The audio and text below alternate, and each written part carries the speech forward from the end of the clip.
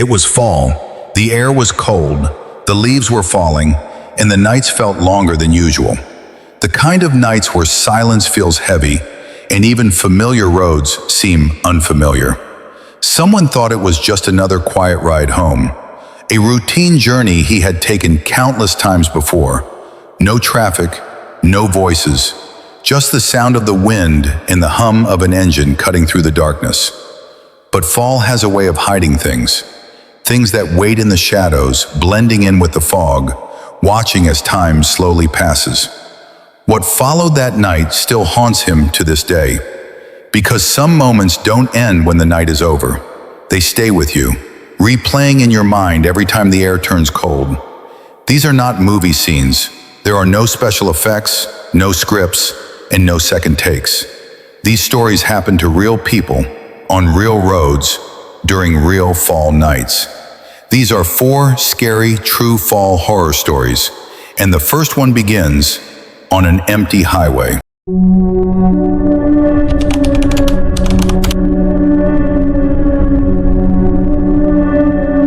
It was late fall. The cold wind cut through the empty highway, and dry leaves rolled across the road, scraping against the asphalt like whispers in the dark. A thin layer of fog hovered near the ground, making the road ahead look endless and unreal. Ali was a medical representative, returning home after a long, exhausting shift. His eyes burned with tiredness, and his body ached as he rode. The time was 1:45 a.m. when he started his motorcycle, expecting nothing more than a silent ride home. The highway was completely empty.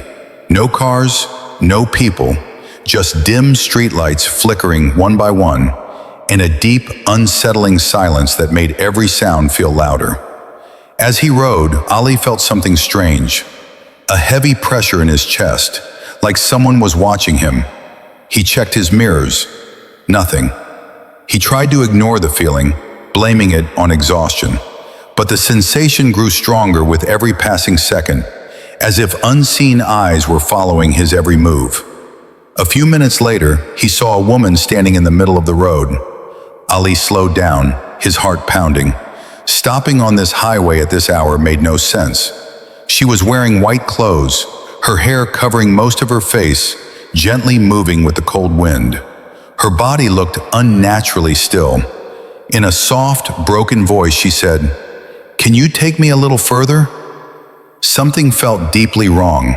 Why would a woman be standing alone on a highway at this hour, with no vehicle in sight? Still, Ali hesitated, then slowed his bike.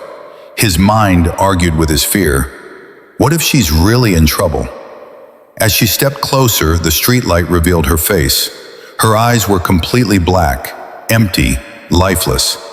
Ali's breath caught in his throat. Then he noticed her feet. They were not touching the ground. Fear took over. Ali twisted the throttle and sped away, his heart racing louder than the engine.